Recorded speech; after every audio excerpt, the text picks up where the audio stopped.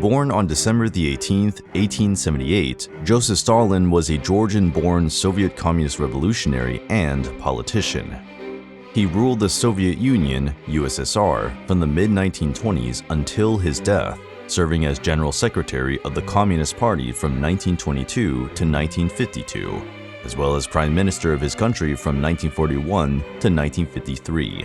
Originally presiding over a one-party state that ruled through a collective leadership system, he consolidated his power by becoming the dictator or autocrat of the Soviet Union as early as the 1930s. He was ideologically tied to Lenin's interpretation of Marxism and helped formalize these ideas as Marxism-Leninism, while his own policies became known as Stalinism. This is the story of a young man from Georgia, the son of a shoemaker. Although his circumstances were humble, he managed to enter a theological school in Tbilisi. Over the following years, he would become a leading figure in one of history's greatest revolutions, which changed the 20th century. To this day, it continues to shape the course of events. His name is most remembered as a black legend, a dictator who headed for several decades the world's first socialist country, Joseph Stalin. Was he a dictator, a genocidal tyrant, or a pragmatic leader? This is what we will see. Stalin's childhood and adolescence were apparently typical of the environment from which he came from, the world of poor but not deprived artisans and shopkeepers in a small town on the outskirts of the empire. It was a world in which crude social customs coexisted with the traditional habit of neighbors helping one another, with good times alternating with periods of hardship. To keep him from going to theological school, his parents struggled, but they were helped by friends and family. The young man was treated with rudeness and affection by both his father and mother. Evidence of Stalin's emotions toward his father, who died young, is limited.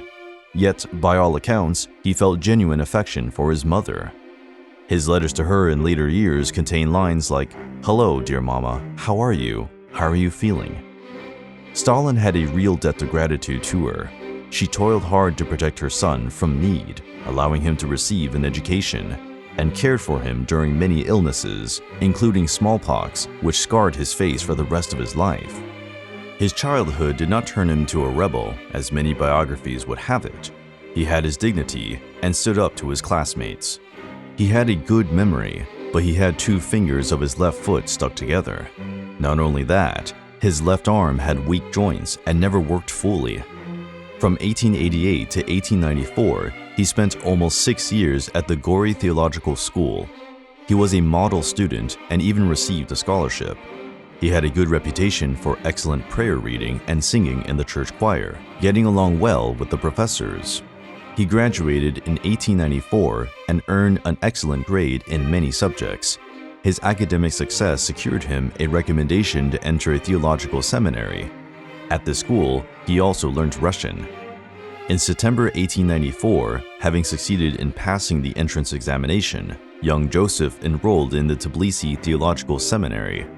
Due to his background, he was awarded housing and meals as a grant, and only had to pay for his clothes and courses.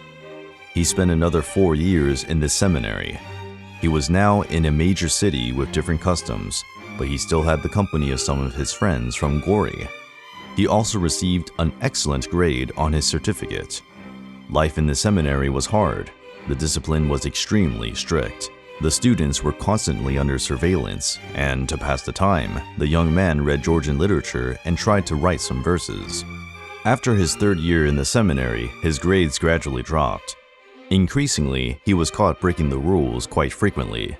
He was also reading forbidden books by the seminary, such as Victor Hugo's novels. He started attending a debate group and became increasingly interested in politics. His official biography states that, in August 1898, while still enrolled in the seminary, Joseph joined a social democratic organization and took up work as a propagandist for small labor groups. During this time, his knowledge of Marxism was superficial, but he became more interested in it. In fact, Marxism was spreading like an epidemic in Europe. He was eventually kicked out of the seminary in 1899, and although he was considered a rebel, he earned a certificate of excellence for the 4 years he studied in the seminary. Later, in 1899, Joseph was hired, with the help of friends, to work at the Tbilisi weather station. His duties entailed the constant recording of instrumental readings, which required him to reside there, solving his need for both money and housing.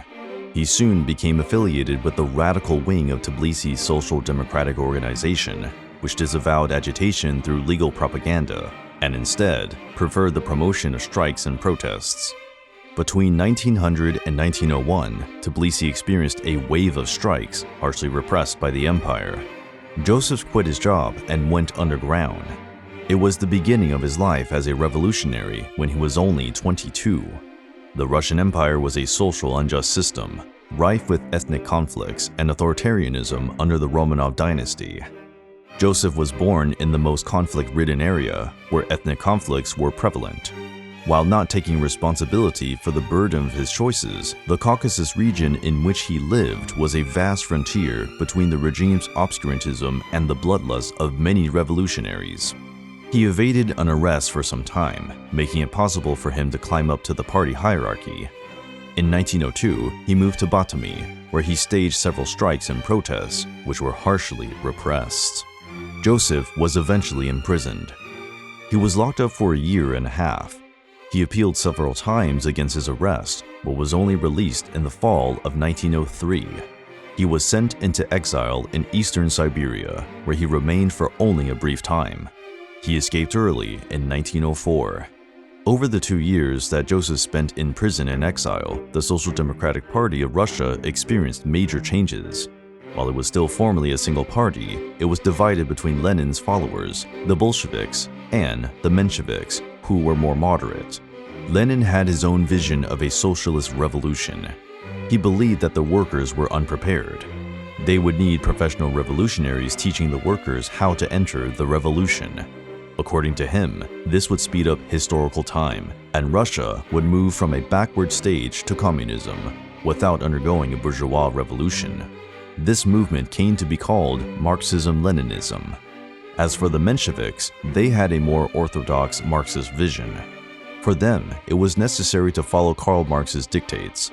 The revolutionary process ought to be gradual and organic, first getting rid of Tsarism, then spreading bourgeois revolution, followed by the industrialization of Russia, and only then reaching communism. Joseph was more attracted to Lenin's vision, embracing radical revolution. The First Russian Revolution in 1905 intensified the dissension between the Bolsheviks and the Mensheviks initially, but ended up uniting the two sides even more. Both groups were facing a common enemy, the government and its supporters. They increasingly resorted to violence and brutality. Mensheviks and Bolsheviks started to act in different areas. Joseph left for Georgia and started assisting strikes and protests, writing pamphlets and articles. He helped in setting up an underground printing shop and militant groups. In October 1905, after the Bloody Sunday and the mutiny on the battleship Potemkin, Tsar Nicholas II was required to make concessions. Russia received its first parliament, the Duma. Political freedoms were proclaimed, along with labor benefits. But the revolutionaries pressed on with their plans. At that point, Mensheviks and Bolsheviks united again. But during the Congresses, the Bolshevik deputies lost heavily to the Mensheviks. The exception was Joseph, who managed to get himself elected. Voting was held abroad for security reasons.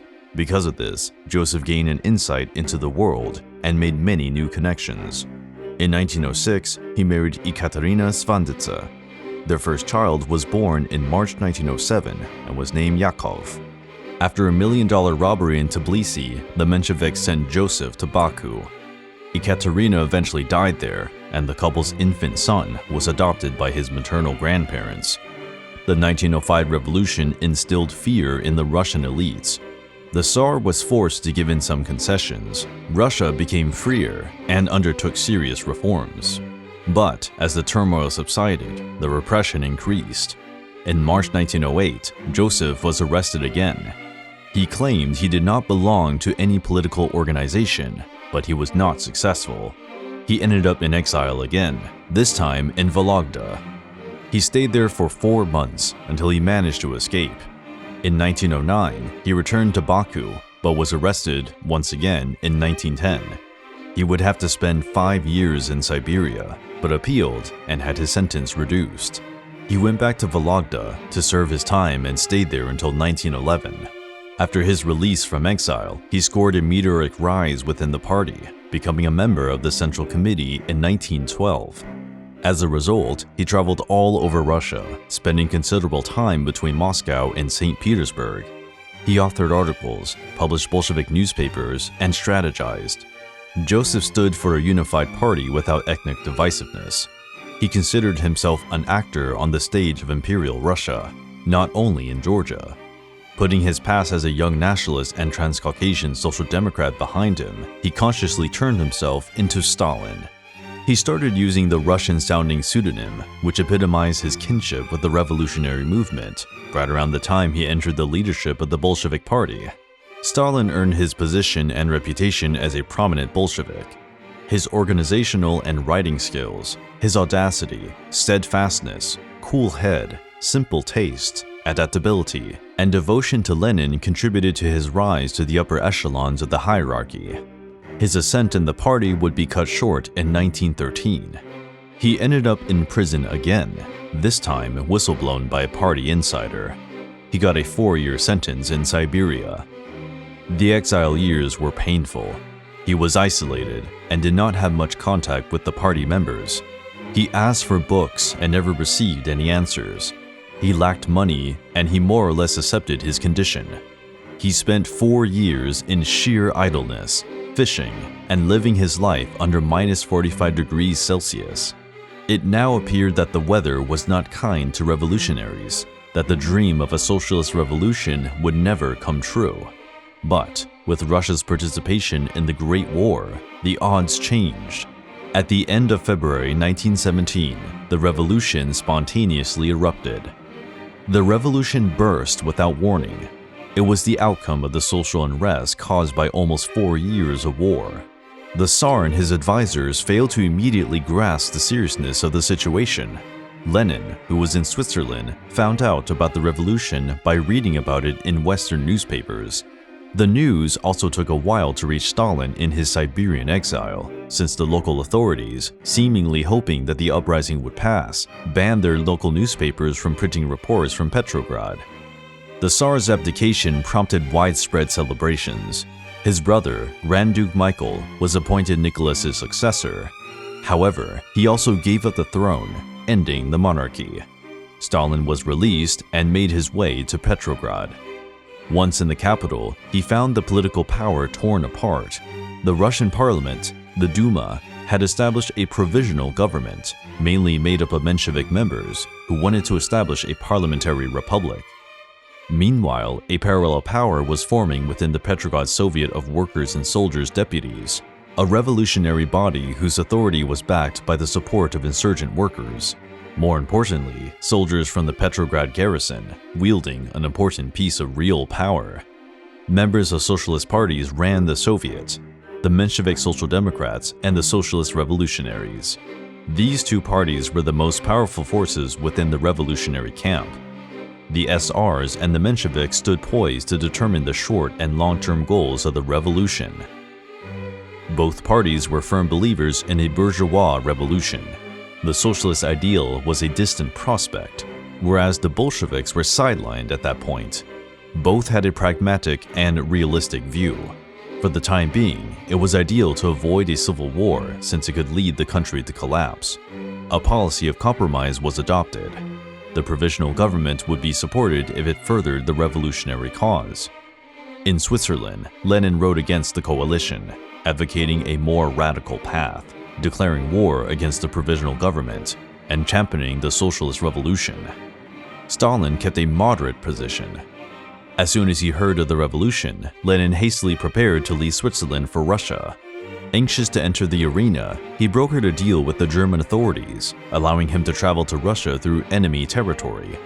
It is worth remembering that Russia was still at war with Germany, even after the Tsar's fall. When he made this move, Lenin took a serious risk and laid himself open to accusations of colluding with the enemy or even of espionage. But the ends justified the means. He needed to get to Petrograd. As soon as he stepped off the train, he officially announced his course of action. Lenin recommended the rupture of the provisional government. The Bolsheviks would have to promote a break with it to immediately bring about a socialist revolution, nationalizing the land, the banks, and turning the latifundia into model farms. But Lenin still had no idea how this socialist revolution would take place in Russia, a country that was still too outdated to implement Marxist ideas. One should note that the Bolsheviks still did not have an absolute majority among the revolutionaries.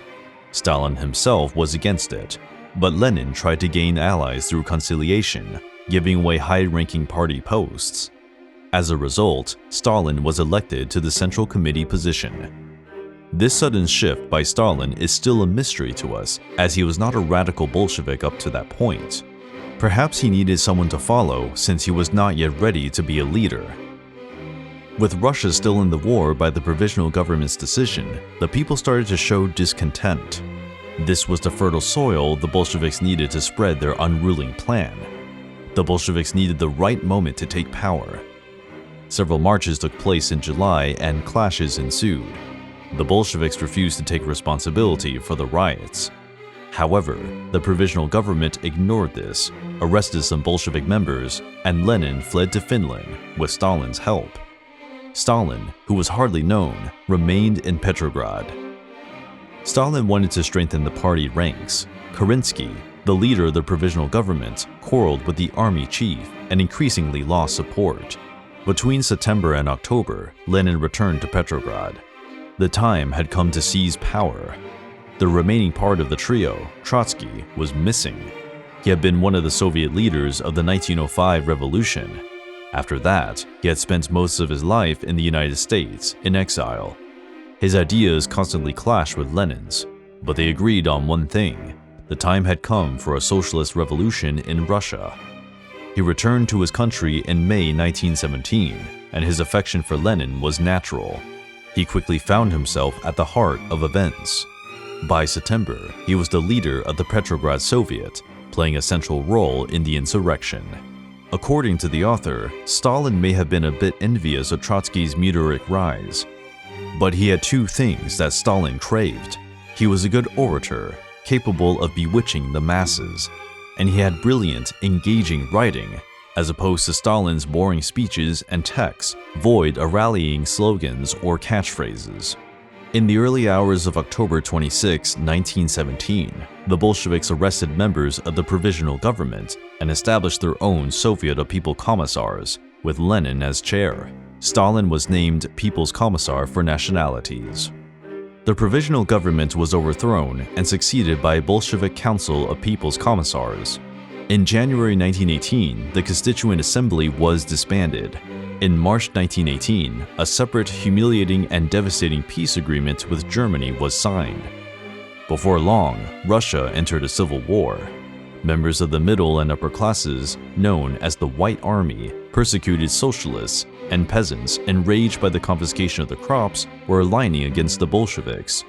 Russia's former allies, France and England, also entered the conflict, funding the White Army.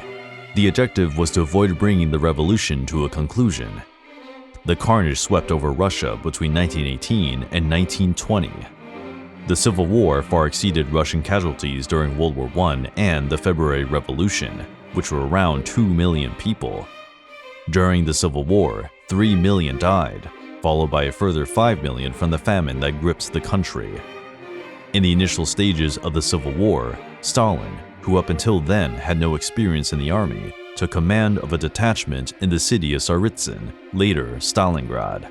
After some setbacks, he embarked on a series of persecutions and purges, eliminating those deemed bourgeois and loyal to the Tsar. Lenin was not Stalin's firing squad, but Trotsky was categorically opposed. For him, this would hinder his project to transform the Red Army into a professional and orderly institution. Stalin fought back and was ready to target Trotsky, but Lenin sided with the latter. With this, Joseph was forced to leave Tsaritsyn. From then on, Stalin spent the rest of his life hating Trotsky. He went on to lead battles in the Crimea and Lviv, both of which failed. Faced with the lack of a convincing victory, he returned to Moscow and never resumed military action. Faced with the Red Army's defeats in Poland, Stalin issued a memorandum to the party calling for military reserves, expanded military output, and the formation of new units. This was Stalin's effort to put defeat on Trotsky's shoulders, the army's top leadership. Trotsky promptly responded, proposing the formation of a supply council, giving Stalin to take part. This was a come-and-get-it approach.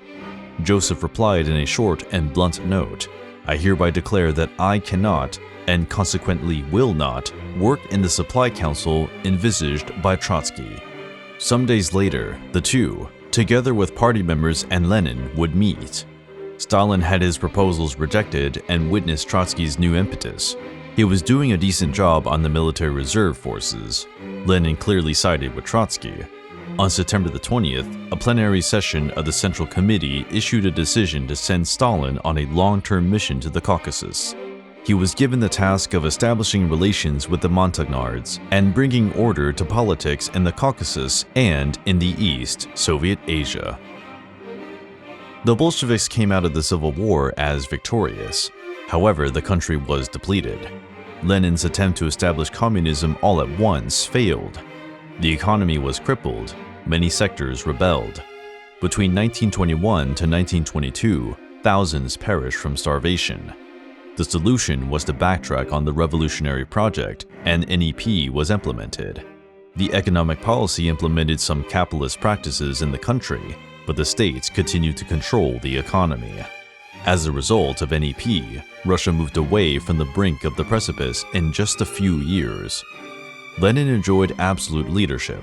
Trotsky cast a shadow, while Stalin was in danger of becoming a second-rank official. He went on to run two agencies, the Commissariat for Nationalities and the General Inspection of Workers and Rural Workers. He found this work unpleasant and asked to leave several times. Finally, in 1921, he succeeded.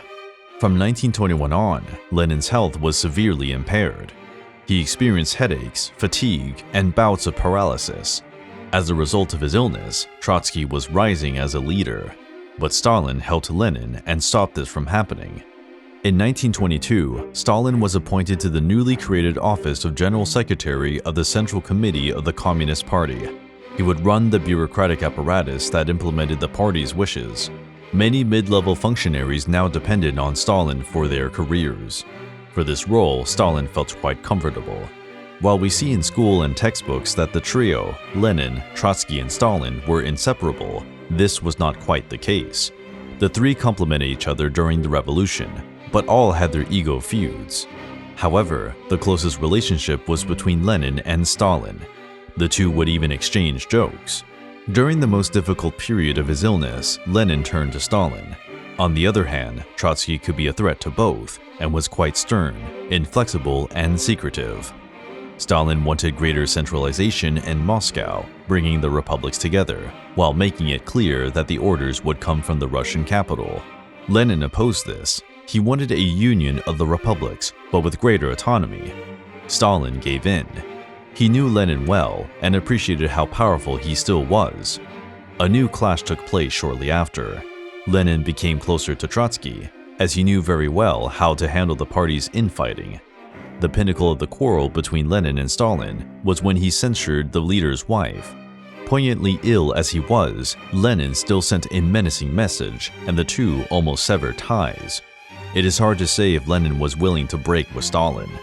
For him, it was more of a political maneuver since his health was waning, and he did not want to appear weak.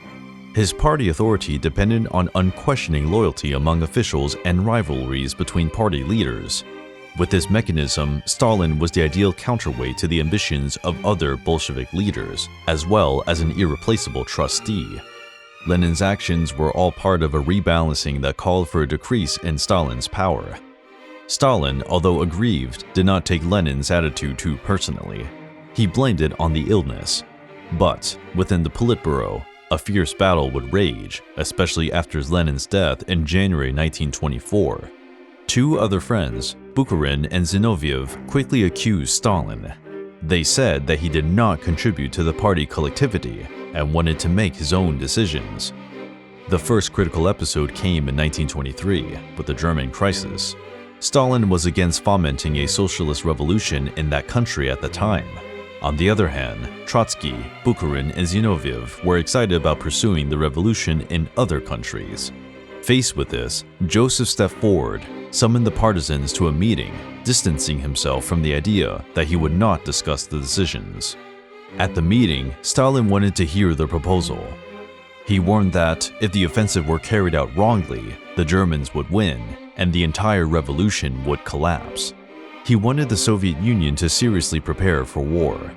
Trotsky wanted the strike to happen, believing that they would not get another chance. But Stalin's pragmatism prevailed. He convinced them that the Soviet Union was not ready and that a defeat would be the end. The next step in Trotsky's decline in power occurred in September. Stalin was chosen by the party as leader in the Military Administrative Councils, Trotsky's domain.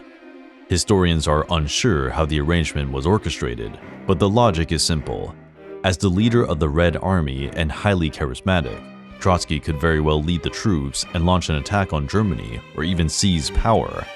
Taking control of the Red Army was extremely important for the party members.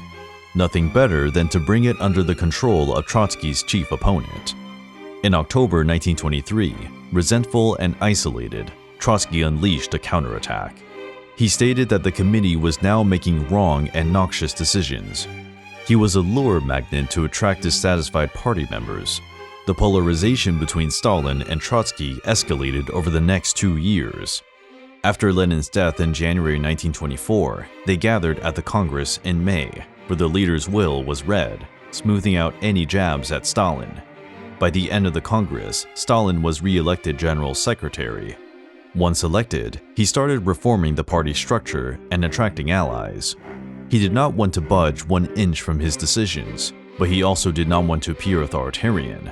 Like a good student, he followed Lenin's tactics and toyed with the vanities of his supporters.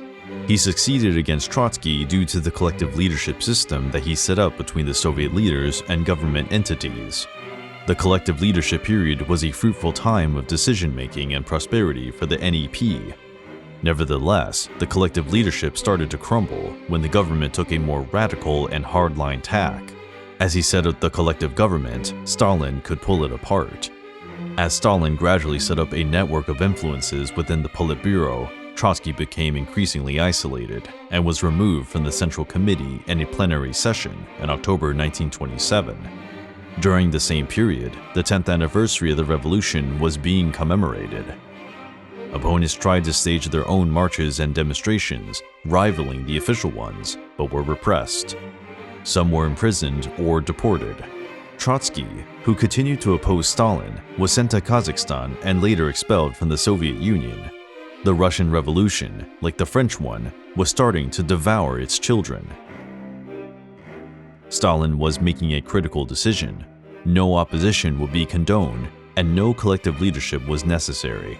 But the Great Repression would come in the 1930s. If the political regime was slowly getting tougher, the economy was improving increasingly due to the NEP. Commercial and agricultural output succeeded in supplying the population's most fragile sectors. Nonetheless, some members of the Politburo were critical of the benefits given to members of the bourgeoisie, but the time was not yet ripe to cancel the NEP. Meanwhile, capitalist nations started to fight back against the Soviet Union's growing influence. The United Kingdom was the first, severing diplomatic relations, and then the Soviet ambassador was assassinated in Poland. Stalin feared the escalation of a new conflict or the spread of an internal monarchist treason. Accordingly, he hatched a plan to arrest and even shoot members of the old aristocracy. After eliminating the opposition within the party, the first plenum of the Central Committee took place in December 1927. Now that the opposition had been crushed, it was a suitable time to fulfill Lenin's wishes. He said he was a tough man, something necessary up to that point. But from then on, that would change. As Stalin expected, the plenum rejected his resignation. This move paid him important political gains. As a stern leader, he was the driving force behind the defeat of the opposition, reassuring the rest of the leadership with this display of non-attachment to power. He proved that he was working towards a collective government. After this daring strategy, he increasingly asserted himself as leader, or rather, as dictator. Stalin had a secretive personality, but in his private life, he loved to read, particularly party documents and memoranda. Some say he read between 400 and 500 pages a day. As expected, he studied Marx and Engels, was fond of the former, and was later critical of the latter's writings. In his private library, he had 397 favorite items, 72 of which were Lenin's. The Bolshevik leader was his greatest inspiration, even more than Marx. Stalin hardly ever made a speech without quoting Lenin. He also loved history, considering it a way to legitimize his own policies. He was inspired by two Tsars, Ivan the Terrible and Peter the Great. They consolidated and expanded Russia, developed its military power, and fought relentlessly against internal enemies. Now we can understand why. He also loved cinema and promoted the Soviet film movement, as well as the artistic trend known as Soviet realism, intending to bring to the masses what they should be, while distracting them from the difficulties and exhorting the virtue of putting the party and the state above one's own interests. By the end of 1927, the NEP was giving signs of exhaustion. It was necessary to change this economic plan with industrialization. But for many, this plan had to be done according to socialist molds. The liberalization of capital carried out under the NEP had to be discontinued. But doing this meant that the peasants had to sell their grain directly to the state, something that they would not do willingly. In early 1928, he made a long trip to Siberia to convince the local leaders to deliver grain. If this were hidden, repression would be necessary. In a single month, Siberia met 1/3 of its annual quota. Underlying the impressive figures was the violence used by the agents. The countryside was swamped with raids and arrests. Upon his return to Moscow, he encountered some opposition within the Politburo, but he did not decide to confront it outright, instead adopting deception, patience, and subversion as a countermeasure. Stalin was still lacking enough power and allies to get rid of his opponents. Any leader who openly threatened the party's newly revived unity would find himself in an unpopular position. How could Stalin strive for dominance without undercutting the Union? There was but one solution: sneakily trigger a split, and then position himself as an aggrieved supporter of the Union and his enemies as the schismatics. All this was the script that Stalin followed. The Politburo was led by Stalin, but divided between two groups. One led by Bukharin, who disavowed the extreme grain confiscation measures, and another minority of Stalin's friends and loyal followers. In 1928, using political intrigue, Stalin managed to weaken Bukharin's group and build unity among his followers. He probably took advantage of his opponent's mistakes and resorted to blackmail, finding police documents of party members who worked with the authorities before the revolution. In July 1928, Bukharin met with Kamenev and provided him with a forthright account of the conflict stirring up the Politburo. Kamenev's written account of this conversation was stolen and sent to Trotsky's followers, who, despising both Stalin and Bukharin, were glad to have the report printed in pamphlets and distributed publicly. The true story has yet to be fully clarified. Even if Stalin and the secret police, already under his control, had nothing to do with the stealing of the notes, it is beyond doubt that he did everything he could to ensure that the pamphlets were widely disseminated. Bukharin and his supporters were hopelessly compromised. Bukharin came to be known as a dissident who consorted with the defeated opposition behind the back of his Politburo colleagues. Together with this scandal, Stalin cranked up the propaganda machine. Methodically and persistently, he peddled the idea that he would destroy the rightists within the party. This was how the victory of socialism and the long-awaited overcoming of difficulties and conflicts would finally be achieved. This simple idea was a magnet for smaller officials within the party. Most party members, each for their own reasons, switched to supporting Stalin. Between 1929 and 1930, Bukharin and his allies were thrown out of the Politburo and demoted to second-tier official status. None of them survived the terror. Stalin's victory in the Politburo stemmed from political intrigue and blunder by his opponents. The General Secretary used his vast experience, building and handling the power and influence he had acquired during the years of dispute with Trotsky, Zinoviev, and Kamenev. Also, the importance of Stalin's power as General Secretary to influence appointments cannot be underestimated. He knew how to maneuver people, how to wait for the right moment, and strike with precisely the right force to avoid frightening away potential or unwitting supporters. While disguising his true intentions, he presented himself as a reasonable politician and a loyal member of the party community, unforgiving only against his enemies. Everything would be different in a few years. Many of those who supported Stalin deeply regretted their choice when it was their turn to face annihilation. This was Stalin's genius, ensuring that his victims would only develop regret when it's too late. The outcome of Stalin's faction's victory was a clear path for the great industrialization leap. He put all his effort and money into purchasing machinery and factories for the push. He even benefited from the 1929 crisis, as the Western countries preferred to cooperate with the Soviet Union. After all, they needed money. The age of the 5-year plans had begun. In the first part of our documentary on Stalin, we have seen his journey from Georgia to total power in the Soviet Union. In this second part, we will look at the consolidation of his rule, his leadership in the Second World War, and his final days during the Cold War.